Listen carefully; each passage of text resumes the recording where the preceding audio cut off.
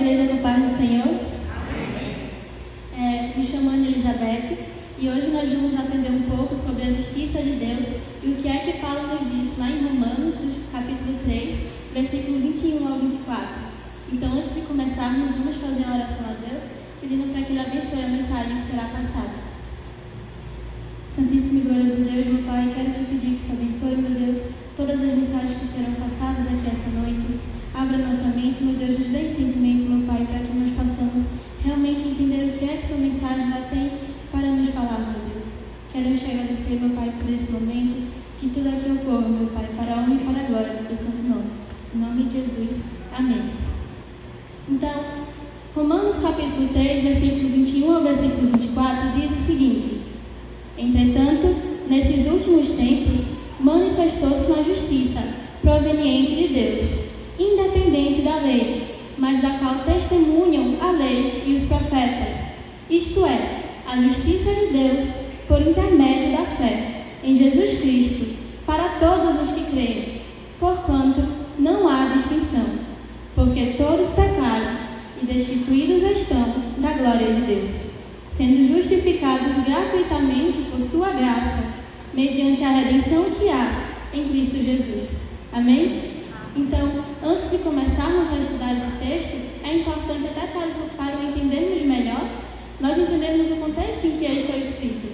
Então, o livro de Romanos, ele foi escrito pelo apóstolo Paulo para a igreja de Roma, para os judeus que estavam em Roma.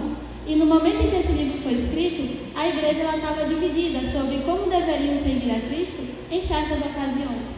Se só os cristãos judeus poderiam celebrar o sábado, ou os cristãos gentios também. Então, Paulo escreve essa carta com o intuito de unificar essa igreja e com o intuito de ensiná-los e com o intuito também de se apresentar à igreja com a intenção de fazer uma futura visita a essa igreja de Roma. Então, a carta aos Romanos ela aborda de modo geral a falta de justiça e a condenação de toda a humanidade, a justificação e a justiça de Deus, como essa justiça ela era administrada no Antigo Testamento e de que maneira o povo justificado ele deve viver. Então vamos ver agora o que é que Paulo nos diz em Romanos capítulo 3, versículo 21. Ele começa o texto dizendo: Nesses tempos manifestou-se a justiça proveniente de Deus, independente da lei, mas da qual testemunham a lei e os profetas. Então Paulo começa esse texto dizendo: nesses tempos manifestou-se uma justiça proveniente de Deus. Que tempos são esses em que se manifestou essa justiça? Onde foi que se manifestou a justiça de Deus? A justiça de Deus ela foi manifestada aqui na terra na vida de Cristo Jesus. Então quando Paulo ele fala que nesses tempos manifestou-se a justiça, ele está falando do tempo do ministério terreno de Jesus e da sua crucificação. Então Paulo continua aqui dizendo: independente da lei, mas da qual testemunhou uma justiça proveniente de Deus, independente da lei, mas da qual testemunhou a lei e os profetas. Então, para entendermos melhor esse texto, o ponto principal que nós precisamos entender aqui é o que é a justiça de Deus. A gente tanto fala na justiça de Deus, mas você já parou para pensar sobre o que é a justiça de Deus? Então, irmãos, a justiça de Deus é a forma pela qual um Deus justo torna também justo um pecador injusto que o ofendeu e lhes concede a salvação. Em outras palavras, a justiça de Deus é a forma como Deus salva e justifica o pecador. E de que forma é que Deus faz isso? Como que Deus torna o pecador injusto? Ele faz isso pegando a justiça de outro ser e atribuindo essa justiça ao pecador. Irmãos, o nosso Deus, ele é um Deus justo e ele odeia o pecado. A natureza de Deus, ela exige que o pecado ele seja castigado.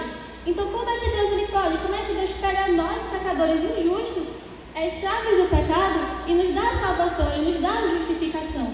Se a natureza de Deus ela exige que o pecado seja castigado, ele não faz isso de forma contrária à sua natureza. O nosso pecado ele precisava ser castigado. E como é então que o nosso pecado ele é castigado? O nosso pecado, o castigo do nosso pecado, ele foi pago por Jesus, lá na cruz. Ele é quem sofreu esse castigo por nós. Tomou sobre si o castigo dos nossos pecados e nos tornou justos, mas não justos em quem nós somos, mas sim justos em quem Ele é, porque os nossos pecados foram castigados nele, lá na cruz. Então, o que é a justiça de Deus?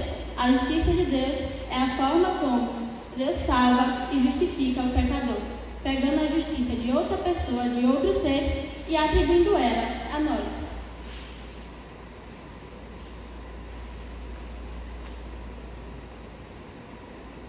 Então, Paulo continua o texto aqui dizendo: nestes tempos manifestou sua justiça proveniente de Deus. Há uma coisa importante, nota-se que aqui Paulo usa a palavra manifestou-se. Então, se nesse tempo manifestou-se a justiça, significa que essa justiça ela já existia, correto? Correto, então, irmãos, a justiça de Deus ela não passou a existir só no Novo Testamento não, tá certo? Ela também estava presente lá no Antigo Testamento. Se nós abrirmos lá em Gênesis capítulo 15, versículo 6, lá diz o seguinte, que Abraão ele creu no Senhor, e isso lhe foi acreditado como justiça. Então, a justiça de Deus, Abraão ele foi salvo, ele foi justificado por Deus. E por quê? Porque ele teve fé naquele que viria. Ele creu e teve fé naquele que era justo e justificador. Então, a justiça de Deus, ela também estava presente no Antigo Testamento, mas como uma sombra do que estava por vir.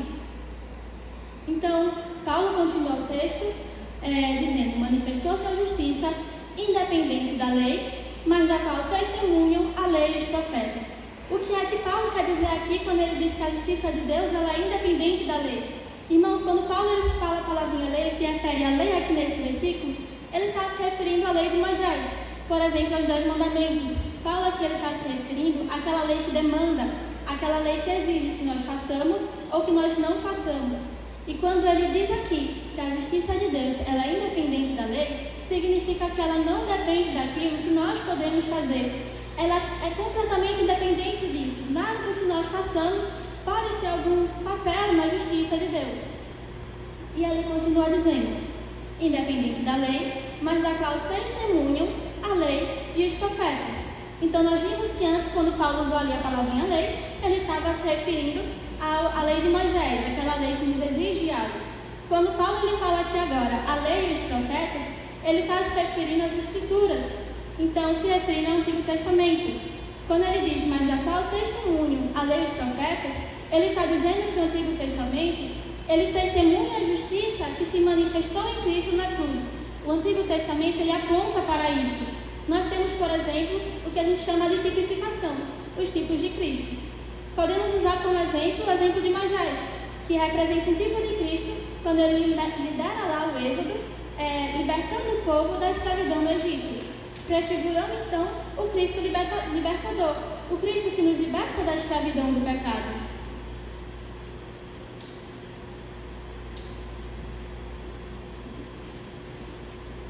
Além dos tipos de, nós conseguimos encontrar no Antigo Testamento também textos escritos que apontam para a vinda de Cristo. Podemos usar como exemplo Isaías capítulo 53, versículo 11, que diz: logo depois do sofrimento, ele contemplará o resultado final da sua obra, o empenho de sua alma, e ficará satisfeito. Mediante a sua sabedoria, o meu servo, o justo, justificará muitos e tomará sobre si mesmo as mais obras dos seres humanos. Então, as Escrituras no Antigo Testamento, elas apontam para o Cristo e para o seu sacrifício justificador. Então, versículo 21, nestes tempos manifestou-se uma justiça proveniente de Deus, independente da lei, mas da qual testemunham a lei e os profetas. Versículo 22, isto é, a justiça de Deus. O que é a justiça de Deus? É a forma como Deus salva e justifica o pecador, pegando a justiça de outro ser e atribuindo ela ao pecador. Então, isto é, a justiça de Deus por intermédio da fé em Jesus Cristo. Irmãos, o que é a fé? Se nós abrirmos lá em Hebreus 11, versículo 1, vai dizer que a fé é a certeza de que haveremos de receber o que esperamos e a prova daquilo que não podemos ver. Duas coisas importantes que nós precisamos saber sobre a fé. Primeiro, a fé é uma certeza, ela é uma convicção. Então a fé é a plena certeza em quem Deus é e nas promessas que Ele fez a nós. Segunda coisa que precisamos saber sobre a fé, irmãos, é que a fé ela nos é dada por Deus. Então, não é algo que nós simplesmente decidimos ter. A fé ela nos é dada por Deus. Como diz lá em Efésios, capítulo 2, versículo 8. Pois, pela graça sois salvos, mediante a fé. E isso não vem de vós, é dom de Deus. Então, isto é, a justiça de Deus, por intermédio da fé em Jesus Cristo, para todas as pessoas que creem, porquanto não há distinção. Paulo aqui é bem enfático nesse ponto, porque nós precisamos lembrar para quem Paulo estava escrevendo essa carta. Então, Paulo está escrevendo essa carta para os judeus que estavam em Roma. E os judeus que estavam em Roma, eles acreditavam que, por serem o povo escolhido de Deus, por terem recebido a Torá, eles poderiam ter também algum tipo de vantagem na questão da salvação e da justificação. Mas Paulo aqui ele é bem claro que não há distinção. A justiça de Deus, por intermédio da fé em Jesus Cristo, para todas as pessoas que creem, sejam elas brancas, pretas, ricas, pobres, judeus ou não judeus. Então agora entramos no versículo 23. Porque todos pecaram e destituídos estão da glória de Deus.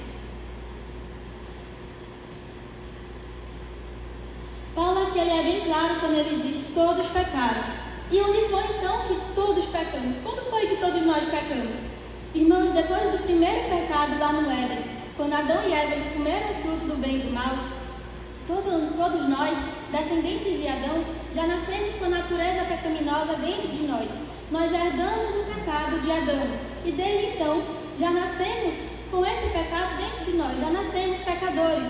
Paulo ele nos diz ainda em Romanos, só que dessa vez no capítulo 5, versículo 12, ele diz: concluindo, da mesma forma que o pecado ingressou no mundo por meio de um homem, e pelo pecado a morte, também a morte foi legada a todos os seres humanos, porquanto todos pecaram. Todos nós herdamos o pecado, e com ele herdamos também o seu castigo, que é a morte. Paulo continua esse versículo dizendo: porque todos pecaram e destituídos estão da glória de Deus. Irmãos, lembra do que nós vimos no início dessa palavra? Vimos que a natureza de Deus, ela odeia o pecado. E todos nós somos pecadores. Então, como nós poderíamos ser, ao mesmo tempo, escravos do pecado e filhos de Deus? Nós não poderíamos. A nossa própria existência em si já é uma afronta à santidade de Deus. Esse versículo, ele nos mostra o quão triste é a situação de toda a humanidade. Toda a humanidade pecou. Toda a humanidade está destituída, está separada da glória de Deus.